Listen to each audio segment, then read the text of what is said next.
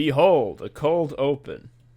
So one thing I've noticed, as someone who is peripherally reading the news, is What that a dumb decision you've made. I Why would anyone absolutely. do that? I think about how much news I consumed when I worked at Kevin Job. When I had to go to an office, I was reading everything. It was deranged. But anyway, if you've been maybe kind of reading the news like me, you'll notice that child labor is back in a big way. It's coming back, baby.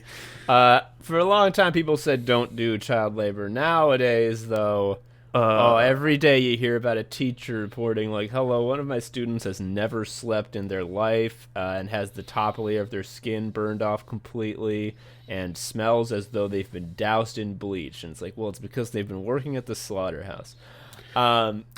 So this is bad. I'm going to come out. I'm against this too. For all the people who listen who own and operate slaughterhouses, I thought you were going to say own and operate children. No. Please fire your kid employees immediately. They should be thinking about Goku. And fire so that you have to give them severance. Don't lay them off. I think it's the other way around. I don't see. This shows how fucking little I know. One thing I do know though is that child labor is so bad. Okay, but I was thinking about this, and I thought what would be pretty funny because we know why. Like why are all these Republican states pushing these anti-child labor, pro-child labor, anti-child labor protection laws? Like why is this coming back? Didn't we fucking solve this? Like, who wants this? Why is it happening? Well, it's very clear why it's happening. It's because when a migrant family comes up from another country, they wish to treat all of those people as fucking slaves. As a unit, a productive unit. Yes. Yeah, squeeze as much possible labor out of them as possible with no regard for their health and safety. And previously, these migrant families would come up with some children, and these children would not go to work. But they were still considered like non-people, like lower than people. And yet they're not doing any work. So like that's the reason. Like they want the migrant families to also have their children work. That's fucking shut the book. That's the reason. But I was thinking, what if it's just like the slaughterhouse owner is just like, kid, you know what? I actually think I'm an innovator. I think kids would be really good at this. I've been in this business for a while, and I was walking down the street, and I saw that kid, and I thought, he's got the touch. Look at the way he's holding this lolly. It's exactly the same way that an expert slaughterer holds the Anton Chigurh machine. The other thing that is so infuriating about all of this is when people, I guess correctly, point that there will be fines for this. And it's like, the issue is like the savings from exploitation far outweigh the whatever penalty they got was. So like, they'll just do it with other kids. Yeah. It's like they're already paying these kids like nothing. I also thought it was just very funny. It's like if you're just throwing the kid into the slaughterhouse doing like noon to midnight shifts, coming home stinking of bleach with no outer layer of skin, like why even go through the the gesture of sending them to school? Like, oh come on, because if you don't go to school you'll go to jail. This country has got it all figured out.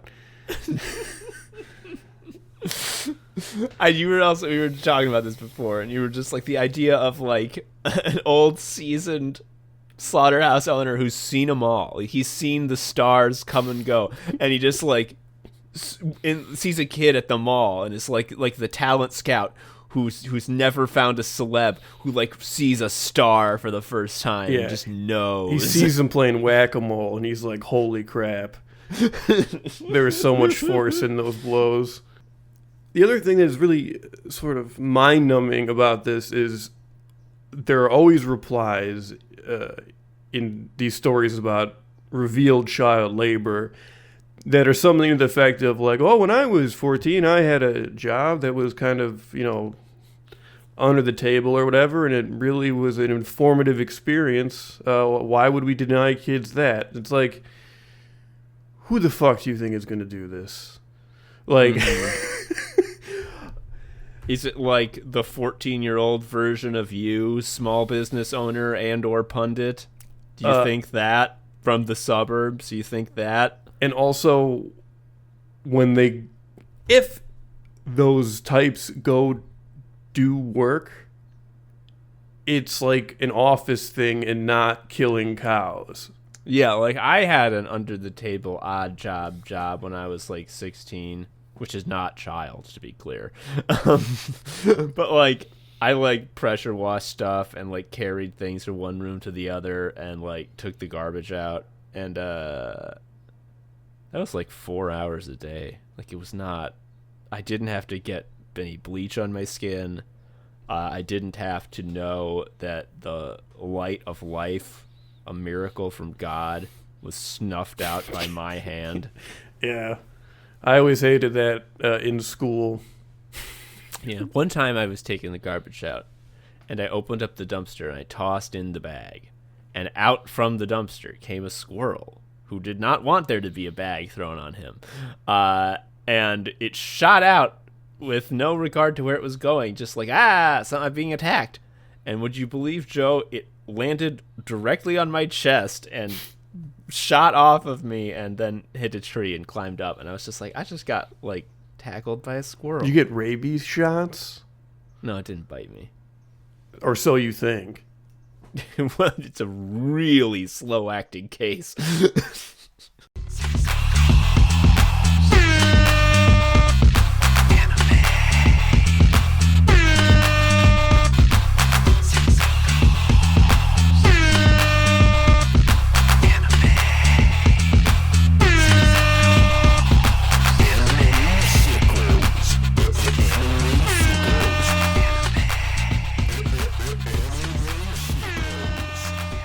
Hello, everybody. Welcome to Anime Sickos. It's the podcast for geniuses, and the only podcast where we take a look at the four pillars of modern misery: anime, gaming, posting, and jobs. I am Tom, an anime sicko. I am Joe, an anime sicko. We have two new Patreons to thank for giving us $5 of them every month. That's the thing. That's actually the real thing. It's every month until you die. Yeah. The Patreon's forever. You can unsubscribe, but it doesn't count. It just says the Patreon is forever. Our first donator, patron, is Simara Dunn. Simara, that's a cool name. That's like you. An anime name. Yeah, I like that. Thank you for the $5. We love it. We can't get enough. And the next of our lovely patrons is Squirrely Han. Squirrely Han. Now there's a name. Thank you, Squirrely. Yeah, I don't know if Han or Squirrely is like the part that gets Squirrelahan. That's nothing. What am I saying? Thank you for $5. That's all of our new patrons. You can go become a patron at patreon.com/animesickos. Anyway, Joe, today I wanted to do something that we did on the first episode and then one other time, which is pitch an anime and or manga project and just sort of riff it out, see where it leads. We did this initially on episode 1 with Paint the Line. We did it again on episode some number with Max Skeletons plus 1. I wanted to do it a third time. And this concept is not I should reveal, it's not going to be completely original, completely improv, because I'm going to give you a little peek behind the curtain. This was a project that we were going to do as a comic, as a manga, like left to right. Wait, is that the? I forget how you actually. No. Left Yeah. Okay, yeah. Wait, no, right to left. Yeah. I forgot how to read. Wait, okay. Let me just read something on. I'm definitely reading from left to right. Okay. Whatever. Fuck. It was manga orientation. That's how it was going to be drawn. We were going to work with Zach Gorman, previous guesto and accomplished artist, to do this. He was like, let's do this project. You guys write the script. I'll do the art. And then what had happened was I wrote the script for chapter 1. He started drawing up some storyboards. And then he was hit with the most unforeseen thing, which is his heavily pregnant wife gave birth to his child. No one could have seen this coming. That put a real hard stop. Sometimes ladies project. stay pregnant, like in Fargo. Yeah, you don't know. The doctor doesn't tell you that the baby's going to come out. It's just like, you're pregnant. Isn't that something? Anyway, bye-bye. No, yeah. Life, would you imagine, caught up with him. And so that project is not going to take fruition in the same way. Also, it was one of those things where, like, you get approached with a deal that's like, well, that sounds insanely not like it's going to happen. But it sounds amazing, right? Yes. Yeah, like, I'm going to take it. Like, I'm going to say yes to it. But, like you know that's nonsense, right? And so I was like, yeah, you like a full-time artist guy who has his own life is going to spend many hours drawing comics for free for us? It's like, we're not going to charge for this, right? And he's like, oh, yeah. And I mean, I will say, to his credit, Zach Gorman's a mensch and a great guy. And the few storyboards he made looked badass. However, it didn't pan out, so we're just going to use... It's too good of an idea to not use somewhere, so we're going to riff it out here. It is... I'm going to give you the name right here. Here is the title. Guy Sword, Senior Operations Analyst. So basically, I have been reading Mashal, and I've decided I can do this better. It is... so our protagonist... Would you believe it? His name is Guy Sword, and he is a senior operations analyst. He comes from the Sword clan, which from ancient times has been a clan of ultra warriors, the strongest and most skilled battlers in the world. And the original Sword God destroyed the demon army. There's demons that were trying to destroy Earth. He broke their ranks, was instrumental in humanity surviving. This part would be like 3D CGI, like when you're explaining about the demon army. Yes. And he allowed the human wizards of antiquity to seal the demons in a separate realm, which has since become known as Hell. And the Sword Clan has always been in charge of making sure that the Sword God's skills stayed intact, passed down, so that when inevitably the demons would become freed from their demonic realm, there would be a Sword God still around, such that he could save the day. Currently, the scion of the Sword Clan is Guy Sword, a guy who loves The Office. He's a middle manager. He's addicted to it. He actually is upset with his past and his origin as a member of the Sword Clan, because it really gets in the way of continuing education credits and making people have really insightful things on annual reviews, that sort of deal. He's all in on that shit. Yes, he's the rare manager who really listens and makes sure that everyone has an advocate on their side with the brass. He wants nothing more than all of his direct reports to grow and learn skills and get promoted. That's all he spends his time doing. If he had his way, he would just constantly be in middle management, nurturing his team to be the best they could, having the best time. If they didn't like their job, he would help them look for one they did. I want to make it clear that there's no the twist or cynicism to Guy Sword's love of The Office. He's like a lifer. He's like that rare flower that isn't cynical. When he reads a business book called Nurture Your Talent, he's like, oh my God, I will. Yes. There is nothing insincere about business ever. His view of business and career is completely sincere. Yes. I'm not going to say that this is taking place in a fake world where we don't ever come clean with the truth, which is that office and business and white collar work in general like sucks major ass, and that most managers are incompetent. Like that's still going to be true. Not but Guy Sword is like, I mean, he's a shonen protagonist. Like he is the pure-hearted guy. I want to be the business king. Like he believes in it so truly. He's got the pure heart and the pure soul. He's incorruptible in that sense. His thing, his unattainable, really far-reaching, crazy goal on the same level of I want to be king of the pirates is I want to make work not suck ass. Yes. You know what? Actually, I think so. This is something that's gonna come later when we actually talk about little plot points. But the way when I think about Guy Sword, you read or watched, I think, Assassination Classroom. Yeah.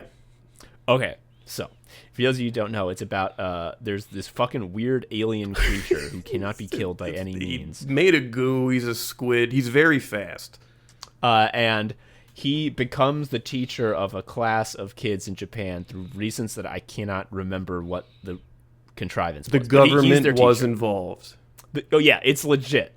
So he's their teacher, and initially he's like, children, the only thing you're getting graded on this year is can you kill me? And he like helps them. Like they come and like, sir, are there any poisons that you're not immune to? And he's like, no, I don't think so, but I'll try any that you want to give me. But like, what actually ends up happening is that like there's an arc with every single student in the class where like, because he's the sweetest, kindest teacher ever, and he is the Guy Sword of school, and like by the end of it, every single student has had like a mini arc where the goopy teacher's incredible guidance has allowed them to like grow into the fullest and truest version of themselves. Like that's what I'm seeing with Guy Sword and like his team, like his direct reports. Like all of them are gonna have like, one of them's gonna be like Guy Sword, Mr. Sword, please, Mr. Sword, my father, call me Guy.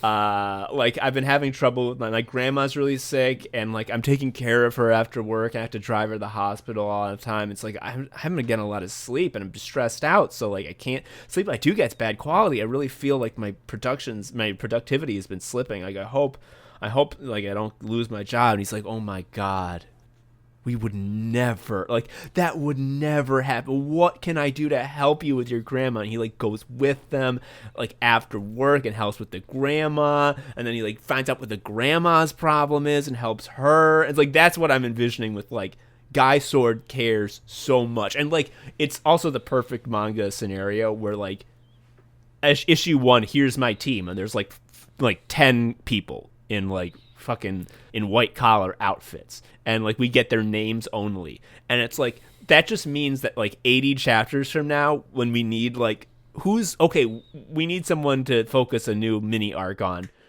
one of the fucking guys we haven't talked to on his team, now it's you. Perfect. Swish, slam dunk. You also have churn built in. People do get the promotion he's trying to get for them. People leave, So there's a reason for there to always be that churn, which I'll say is not quite there in a classroom setting, with the exception of, another exchange student is shown up. Another funny thing about Assassination Classroom that I love is that eventually they hire another teacher who is supposed to help them get better at assassinating the teacher, who is like the booby woman, who's like, I'm one of the greatest assassins of all time. I'm the assassin of all time. I use my sexual boobies to get close so that I can kill people. Yeah. And also, one thing about me is that I know every language. I can blend in wherever. Everyone thinks that I know their language. And I'd read the manga. You apparently watched the show, Joe? I don't remember what the sentence was. I do remember. I think she is, as you describe her in the show, she is like a femme fatale, and for some reason she is just like, all right, time to learn seduction words, and like she writes, you are very good in bed, and then she says it in English in the way like a baby that's not all there would probably say it, and then everyone is just then repeats it. And this is my hobby. I watch this stuff. So, I mean, you say you said like a baby who's not all there. A more accurate thing is she said it like a voice actress who doesn't speak English, who doesn't have a lot of fucking time to get through these lines. Just say it. We wrote it down phonetically. She tries her best after the character just said like, I know every language, I speak it perfectly. It was very funny. You can find it on YouTube, something like that, where she talks in English, and it's like, again, it's supposed to be like, it's very jarring. Americans hear me speak English and they think I'm from America. They would never think I'm Japanese. Anyway, that's not important. So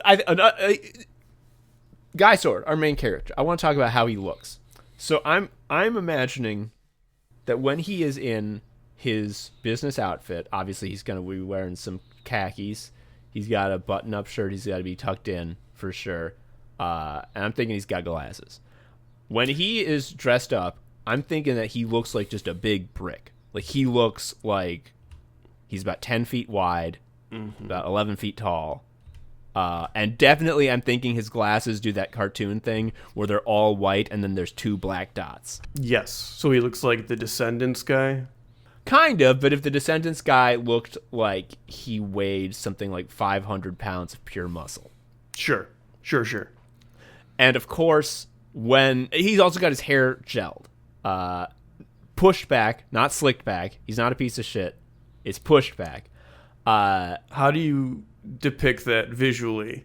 I think it's just, classic black hair, but with like a slight little boop, like a pompadour, like a wave. And maybe there's like a little sheen to it. Okay. All of this is to say, that's how he would like to look. However, would you believe? What a coincidence. Right when the scion of the Sword Clan decides to leave martial life behind, he leaves the sword dojo where he was born and instead lives in a little apartment near the office. That's when the demons break free from hell and he is the only one with the martial skills to save the day. Anytime that he gets in a fight, obviously 3 things happen very quickly. 1, his shirt is ripped.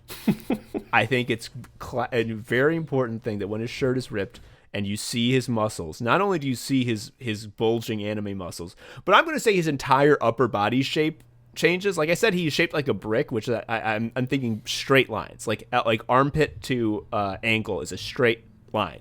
But when his shirt is ripped, he is fucking V-shaped like Goku. Like he's so V-shaped, it's ridiculous.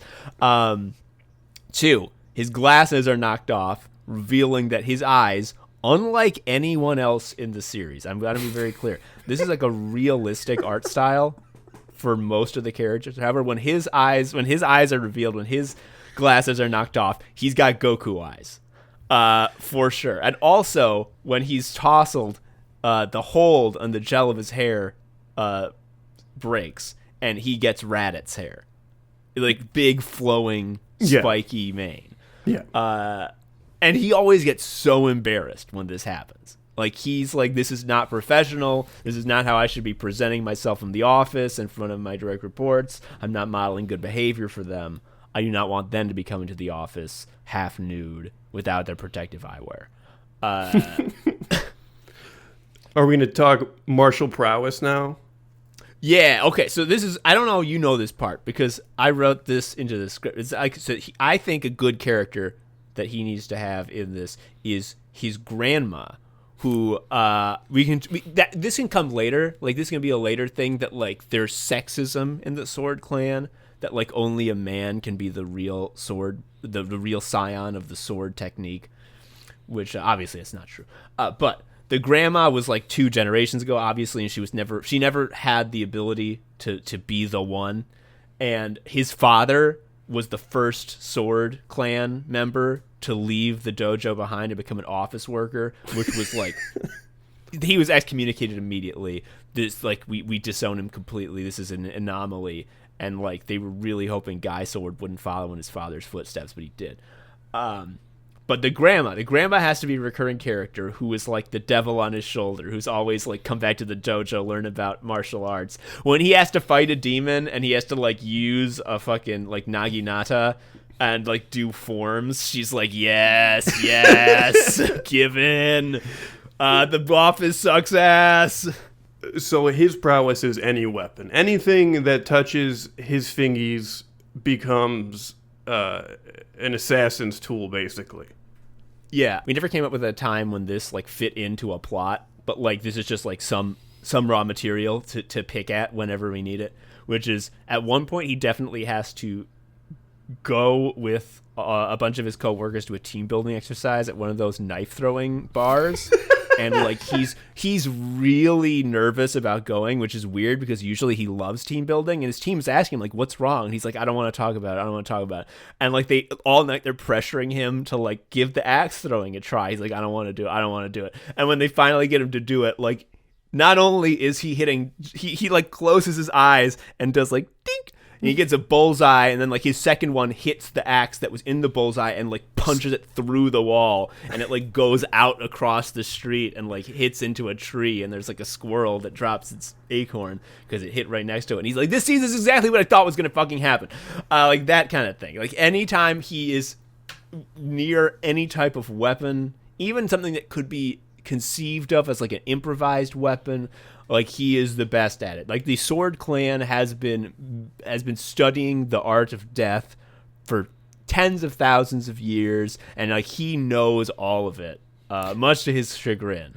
Like there's definitely going to be some like Ken Ganashura moment where like we have like a couple of pages that are supposedly dedicated to like the science of this fighting style. Oh, I fucking love in martial arts manga when they stop to show you little diagrams of like force is generated from the hips, twisting the punch like this, and I'm like, yes, good, yes. And like I'm definitely thinking that we have a couple pages like where we see like a human silhouette with like the nervous system, like the brain and all the little wiggly nerves like all lit up.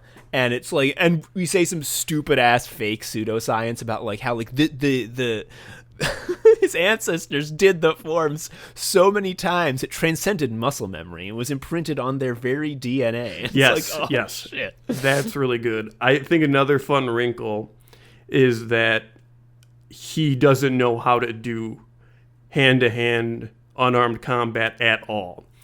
Oh, that's interesting. I hadn't thought of that. Sell me. Well, he just doesn't know like what to do. Like his punches suck.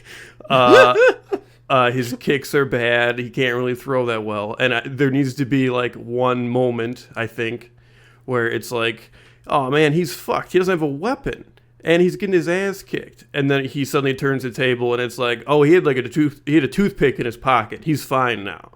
Like there was just enough weapon in that. I mean, actually, that's incredible. Let's go one step further. This is going to be an office-centered manga, more or less. Obviously, they're going to go from place to place, but like the home base is the office. Oh, think of how many office supplies we can use here. Correct. I would also like to just quick interject with, I think a reoccurring joke should be the office is always getting destroyed, and they're always in a new location. Yes. And I think this is a perfect segue to like what is like the formula. Obviously the formula is going to change. We're going to evolve as we go through the story, get closer to sort of like the end game and all that. But like all of these battle mangas, it's got to start with Monster of the Week for a few cycles so that we sort of get a baseline of like what is going on here. So here's what I think. And this is something that, like, I'm glad we're just sort of riffing and not having to do, because, like, this is hard. This is what we need a manga, like an editor to help us with. This is why this is a real skill as opposed to yammering with your bud. Because, obviously, there's going to need to be a demon escape from hell. Like, obviously, like, there's the tear from hell into the real world isn't, like, open yet. So, like, a demon at a time is able to slip through every once in a while. Yeah, they squeeze through. The threat escalates more and more as we go on. But at the beginning, it's a demon once in a while. What would be fucking perfect is, so a demon escapes. And then also at the same time, someone comes to Guy Sword, one of his team, with, you know, like, I'm having an issue. Maybe they're at their performance review. They say, like, what they've been struggling with. And Guy Sword is like, I'm going to drop everything. Nothing in the world matters to me more than helping you be your best self. Yes. And what's going to make this sing is if somehow, like, the gimmick that is needed to kill the monster and what the person's problem, what he needs to do to solve the person's problem, they have to be somehow connected thematically. Maybe it's like literally, like somehow, like if we can get that, that is when it's like, oh, that's good, because you get like the character drama of like a guy who really cares about these people who come from a diverse walk of life, all of which have, you can get into the tragic backstories. You can really just go nuts because they start out as a blank slate. You can fill them in however you want. And then on top of that, you have a badass shonen battle. I believe in the first script, the issue was like there was someone who was having just imposter syndrome, classic, first issue stuff, like something that you can bring up and address in the first issue, which is just like, I don't know. You are an I imposter. like, you're right. I don't know how you got past everybody, but you did it. What if they told you that? I just lay down and die. I mean, I'm just like, well, I guess I'm really good at it then. Like, it worked. Yeah. Like, I tricked you fuckers. Yeah, she was like, I feel like everyone else here is a lot more skilled than I am. They have a lot more experience with R. Like, they all know about Tableau. I just sometimes feel like, I don't know, I don't measure up to everyone. He's like, oh my God, no, don't think that. Like, honestly, I love that you don't have as much experience as everyone else. And like, huh? It's like, yes, because that means that I have more to mentor you on. I can help you grow, and we can discover what it is, the interest in, like, da-da-da-da. And then, yeah, the monster in the first issue did not really super connect with that. And see, that's where some an editor and maybe some more run through the cycle would really do it, because the monster was just like, oh, actually, no, I remember what it was. There was two monsters. The first one was just to introduce the concept of monsters, because he has a letter opener that was a gift from his father. We later learned from the grandma that it is actually a dagger taken from the armory at the sword dojo. He stole it, and that was one of the crimes that he was excommunicated for stealing a sacred weapon from the armory. And he gave it to his son, saying, this is a letter opener. This is not a weapon of war. This is a weapon of business. Yes. Yes. You must be a businessman. It is much more honorable than being a warrior. And then as he's talking and supporting his direct report at their performance review, a monster steps through a rift in existence right behind her, as he's like describing, like, I once thought that I didn't have what it takes, and like that's when I remember my mentor, my father. He gave me this. And then like the monster appears, and then there's sort of one panel, no anticipation or anything. One panel, we already see he has completed the sword strike, and like blood is splattering out of the monster. He's just like, oh fuck.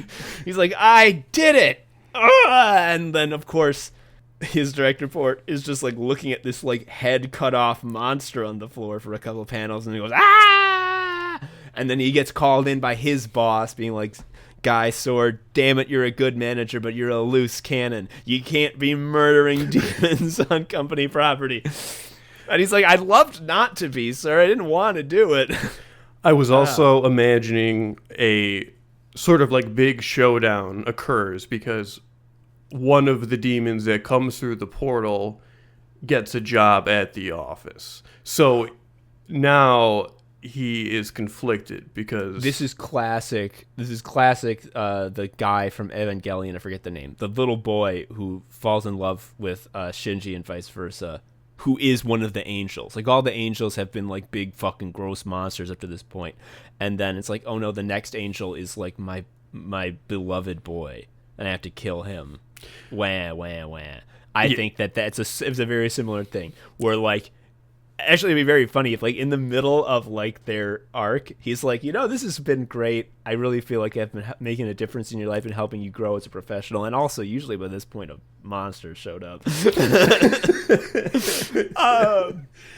And then when he realizes, of course, that one of the employees is the monster, like the accountant is a demon, he can't just like attack him, because that would be attacking an employee. So now there's a facade he has to put up with. You know what actually I think would be good? I mentioned that the grandma character is the devil on the shoulder. And this is a perfect instance where it's just like, Guy, like, you are the scion of the Sword Clan. It's like your destiny, all of your heritage exists only to kill and banish demons. Like, this is not a discussion that you can have. Like, you know what you have to do. Yeah, the grandma should always just, like, unprompted, just describe cool ways guys can get cut in half. And this is perfect because when she can talk, she can start, the speech bubble can become like another panel where like you see the attacks actually happen instead of having to describe them. Yes, I agree with that. I think though that it's just like, Grandma, no, like, he cares about accounting. Like, I don't care where he comes from. I don't bring my prejudices into the workplace. Okay? Like, I know that our diversity is our strength.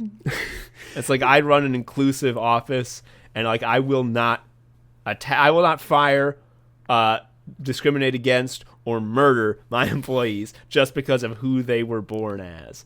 Like, and that would, you know what it actually would be? This is the perfect thing, is that we see that he isn't like a good demon. Like, he is evil and he is doing his infiltration mission, but he gets one, like, but he fucking ends up being right.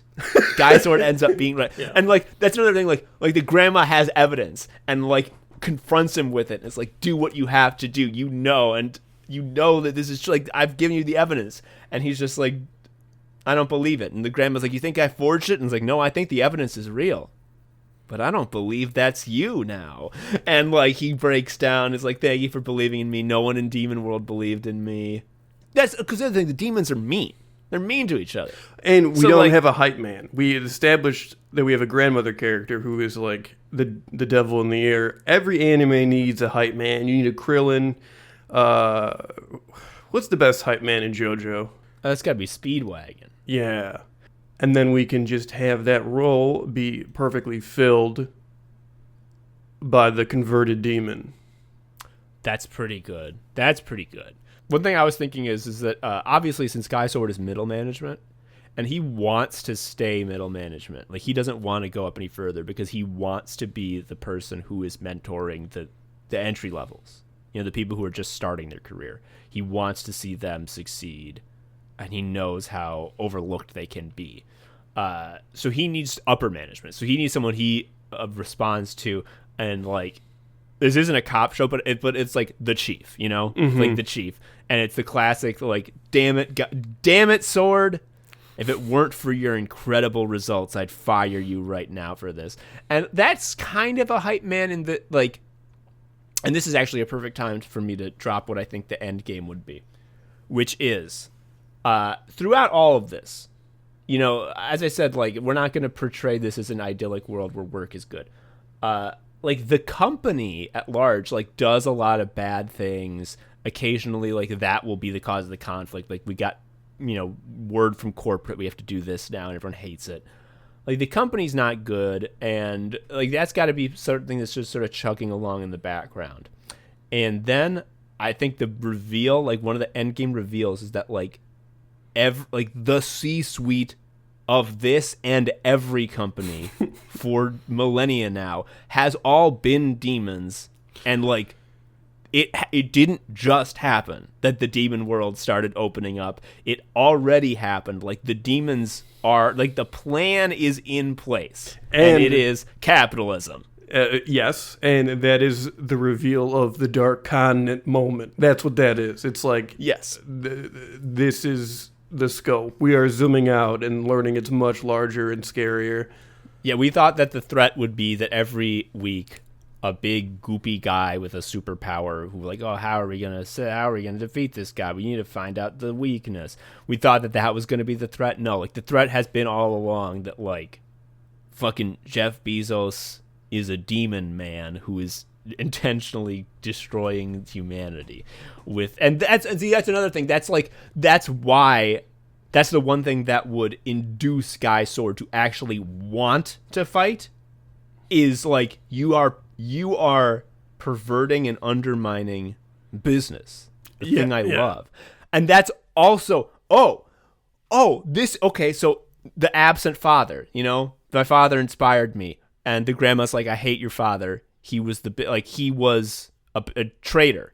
She's only putting up with Guy Sword because, like, I know that you went into this because you didn't have a chance because your evil father poisoned you. But you're still young enough that you can get back on the right path. So that's why I haven't given up on you.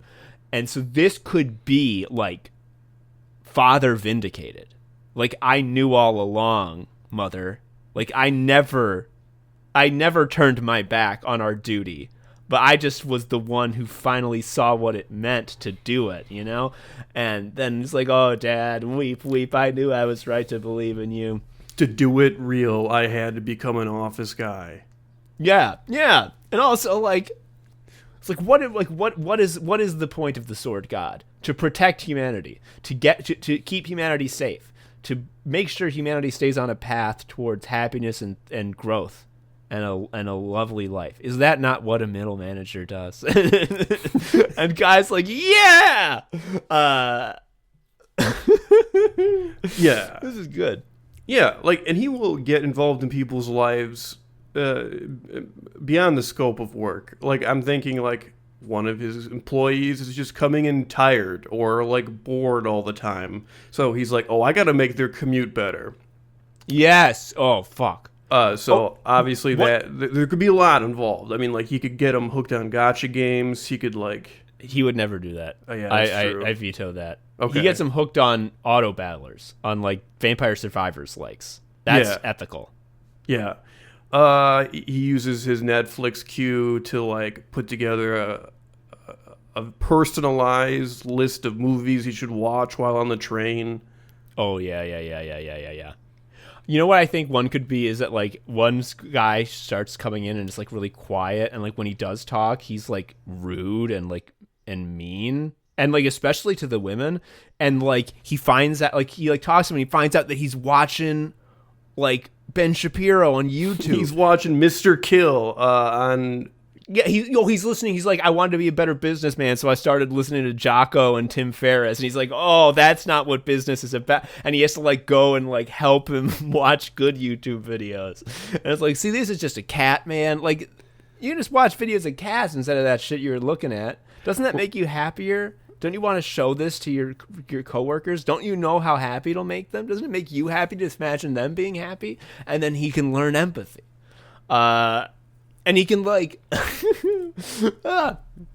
This is also where we become geniuses. We get Devin Price, laziness does not exist, to, like, consult. And, like, because this is the whole point of laziness does not exist, is that people will see what they perceive as laziness and be like, that motherfucker is a moral failure and a piece of shit. I hate them. But if you actually were to investigate, you would find that what you perceive of as laziness... It has a root cause with very understandable reasons. Yes, and, like, anyone who hears the reasons, like, oh, obviously, why would you get mad at someone for that? Like, it makes total sense when you put it like that. Like, that's what he does. That's how he works. He's just like, I know that you are not, like, a bad person. It's like, and they all do. That's the thing. They all are ground down by white collar, like the world. They live in capitalism like you and me. So they're ground down just like we are. They're ready to give up and think poorly of themselves, and he is the influence that makes them realize, like, no, I'm more than that. Oh shit, that's how. Okay, I'm thinking about the endgame again, because, like, another thing about supporting cast is that, like, once they have their arcs, their starring role in a little arc, what do they do for the rest of it? Nothing. They just stand around. This happens in One Piece, unfortunately. It happened a lot in the latest arc, that the Straw Hat Pirates are heroes who have had a lot of development. Pretty much got none in this arc, except for Sanji a little bit. Because, that already happened. Like, now they're just guys who help fight. And it's like, that's not what I like. However, here's how it works. So when the endgame reveal comes, that, like, the real demons, the scariest demons, aren't the ones that look like big hulking monsters. They're the ones that look exactly like people. Again, a classic trope. Mm-hmm. The ones who are our bosses. They've been among us the entire time. When you said classic trope, you mean we invented it? Yes, exactly. We're so creative, and we have never been influenced by anybody. when that is revealed, and he and Guy Sword for the first time ever wants to do violence against a villain, and takes a, you know what I think another good thing is that he has to never use a sword until now. Mm-hmm. And like, I think at that point, like, his grandma has a sword. No, here's what it is. His grandma always has a sword on her hip, and she finally is like, I think I have what you need. Not even that. She should always be waggling it in front of her all the time, because her solution to everything is use your violent powers to fix everything. Yeah, she should be waggling it like in its scabbard, like it's her walking stick, and like she always has it and like talks about it, but never draws it, because like this is the sword of the sword god. Like, this is not to be drawn lightly. And and that's when she just holds it out to him like hilt first, wordlessly, like, you know what you need to do, and he takes it finally. Yeah, that's good. But what the office workers have to do is when you have to kill a C-suite, Joe, what do? You take collective worker action, and they go on strike. Yes. Okay. Yeah. This is. I know we're talking about this in the context of a manga, but now I'm seeing it as a Yakuza game, because I'm just seeing all of these like mini games on top of each other. Yes. And this is actually perfect, because if this is a good enough manga, it gets a success, gets a lot of volumes, gets an anime adaptation. It's gonna eventually get a video game adaptation, and we just gotta go up to RGG Studio, knock on the door, and be like, "Hey, you busy?" And they're like, "Yeah." Like, what are you talking about? And I'd be like, "Well, what if you were to cancel Yakuza 9 and instead do our game?" Speaking of, where's Yakuza 8? It's been fucking ages since Yakuza 7 came out. I want another one so bad. I haven't been telling them to go slower, so sorry. Fuck. Cog Talk.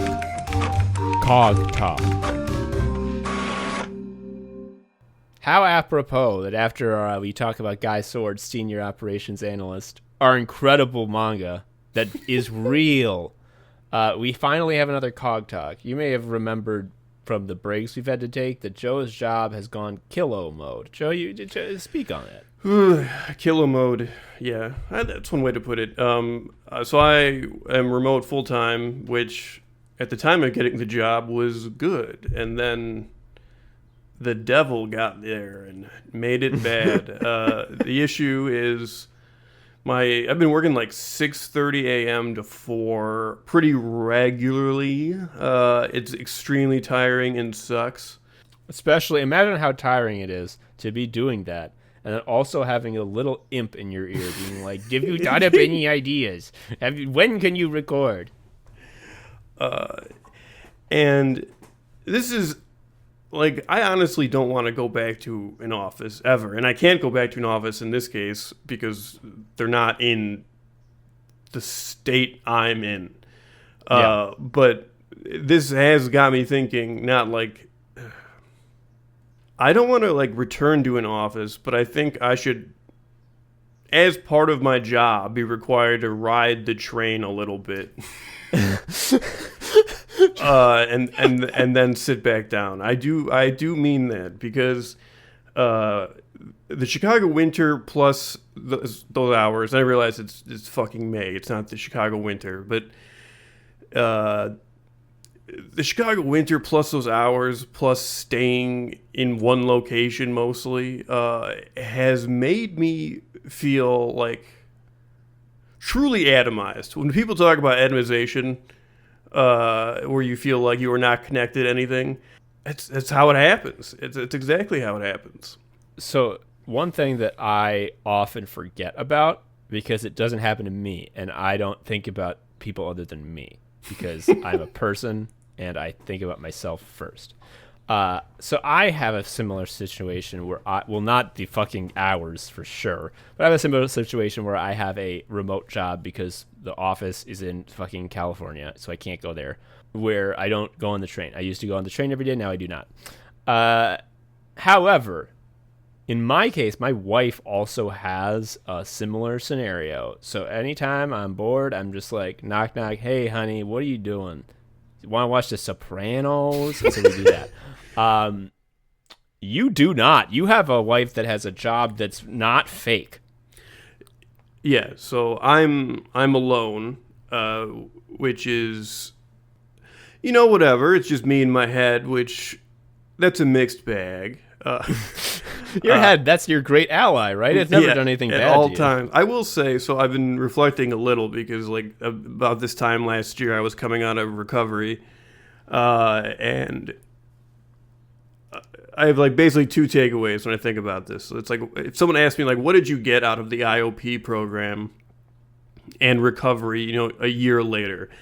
Because at the time, and I said this during the program, I was like, all of these skills we are learning and practicing we are doing this as people who don't have jobs currently.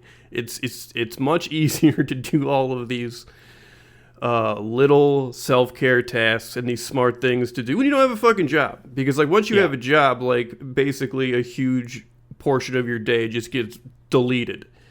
So with that being said, what has it left me with? I will say my autopilot for depression is much better. What do I mean by that? Before, when I would get in a very depressive rut, like it could really derail my week and I'd have to cancel obligations and that sort of thing. Now it's just like, yeah, I'll know when I'm like depressed and it'll hit, but it's like I can always land the plane. And to be clear, it still sucks, but like it's not disrupting things anymore. So it's like, oh, it still hurts, but like, it doesn't inconvenience anyone. Yeah, you have to land in St. Louis, but like the plane didn't get damaged. Yeah. So here's what I understand about your job, which is very little. When people ask me, "Oh, what does that guy you hang out with do?" I'm like, "Oh fuck, oh shit, I can't answer when you ask what I do, let alone him." So it seems like you often, and this is just my conception, there's some process that needs to get done, and you need to tell everyone above you how to do it. They all get furious. They don't, why did you fucking talk to me, worm? Shut up. You explain again, like, no, you need to do this. They do it wrong. They get very confused about why it didn't work. You reiterate the instructions, they do it wrong again. You have to fix it all manually yourself. Then midway through that process, someone says, "Hey, Joe, we don't want to do that anymore. We want to do it a completely different way." Am I on target here? Am I on target here? Yeah, I mean, that's pretty much it. That's pretty accurate. I work in IT project management, which, like, you know how stuff goes wrong with the computer? What if that fucked up a project? That'd be bad. That's my life. So one thing that is different about work now, that is objectively funny, but also very annoying, is that the people who live in the states that are near the headquarters did a return to office. Mm-hmm. What that means in practice is that, like, now everybody's late to meetings and shit because they can't find rooms. They got rid of some of the office footprint, like as many companies did. So rooms are kind of a commodity. It seems like a cruel joke. Just like, do it. It's worse. Go, go, go. Do it. It's worse. Go, go, go is the classic. Like, that's what business is all about. That's what the villains of Guy Sword are pushing constantly. Like, that's why they're demons. And I think the other thing that is, like, really rattling around in the back of my head that's so annoying is that, like, this situation I'm describing where I'm working, like, fucking 10-hour days and I'm home all the time, obviously it sucks. Yeah. It happens while there's also, like, nonstop headlines about, like, how, office workers who don't return are lazy, they're pieces of shit, they don't produce anything, and it's just like, holy crap. Like, you've never gotten more surplus labor out of me in my entire life. And then half the headlines are about I'm a stupid little piggy that doesn't know how to drive. Driving's so fucking bad, dude. No, it is awful. I had to drive Kevin to the cat shelter because he was fostering a cat. And like all foster cats, it immediately had like a jillion piss and shit experiences where it pissed and shit wrong. And he told them like, hey, this cat's shitting in a real weird way. And they were like, oh my God, you have to bring him back immediately. That cat's sick as hell. And he's like, hey, I could have told you that because all the diarrhea. And so I had to drive the cat back. And so I've been feeling really good back-wise. Just in general, I got dry needled the other day at PT. You got to get wet needled. That's just called injections. And so like the fucking needling really helped. So I was feeling great. I've been having a painless day all day. Incredible. Felt amazing. I was able to sit for hours and actually get work done. Work that I've been putting off for months because it requires sitting still for 4 hours. And I'm just like, I can't fucking do that. Anyway, got it done. Drive Kevin there and back. Get out. Oh, fuck, I'm in immense back pain. Fuck this car. Luckily, I was able to do my stretches and do the episode, but, like, fuck the car. Also, dry needling is very funny. We're getting off topic. I'm not talking about dry needling. So I got dry needled. They put fucking needles in my back, and it worked. I was shocked. I was ready to be like, this is a placebo. No, it fucking works, for real. And I told my wife about it. I'm like, they acupunctured me at this fucking PT. I thought acupuncture was woo-woo, but they did it at the real medicine place. And she was like, that's incredible. And then she went, because she's like doing a minor thing, sort of a preventative thing rather than my curative PT. And she was like, hey, my husband was here last week. He got acupunctured. And like, who told you acupuncture? We don't do acupuncture here. We do dry needling. And I'm like, what the fuck is the difference? And so I looked it up. And literally, there's almost none. But the difference that there is very funny because they both use the same goddamn needles, which would make you think they're the same. However, it's all about where they decide to stick them. Because with acupuncture, there's no decision-making at all.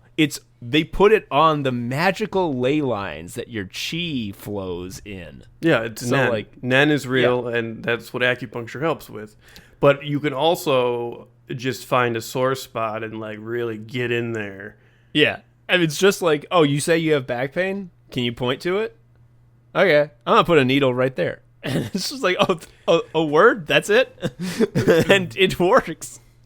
I got acupuncture treatment once where my hip bothers me. It sucks. So in addition to putting needles in my hip, she also had an electric current going through it ever so slightly. And like it was really interesting because she was like, I'm going to turn up the voltage, and it's like when you experience a knocking sensation like on the leg, tell me, and that's when we stop. And I did, and it was just like my hip and those muscles were like pulsating, sort of like they were spasming a little bit. It was really, really weird. That you sounds should do fucked. It. I might do it. So I did. I didn't know what to expect, how it would feel, and it kind of hurt a little bit when they were like putting it in. But then, like as soon as the process is over, it's indistinguishable. You can't feel it at all. And then when it's taken out again, you can't feel it at all. And I'm like, oh, this is so easy. The guy was like, do you need anything to grab, like anything, like a stress ball? You have a stress ball I can give you. And I'm like, I don't think I need it, and I didn't need it. And then I had my second session.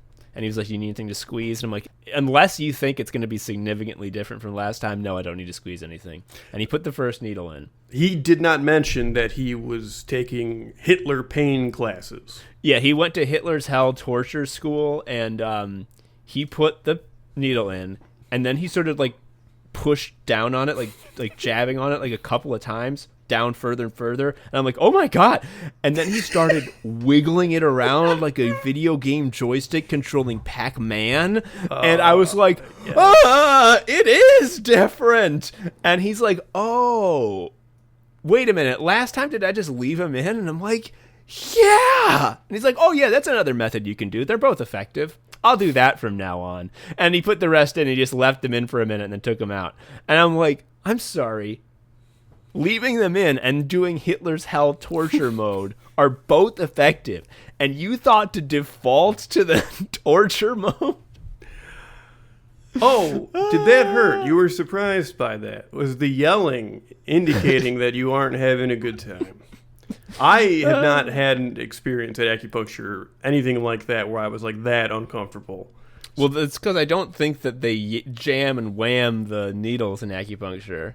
And also, they're not intentionally sticking them in a muscle that already hurts and fucking sucks. It's fun when you get a needle in your scalp and then it gets missed. And then on the way home, I'm like, oh, fuck. Wait, no, really? Yeah, that's happened to me. Oh, fuck. That's very funny. Yeah.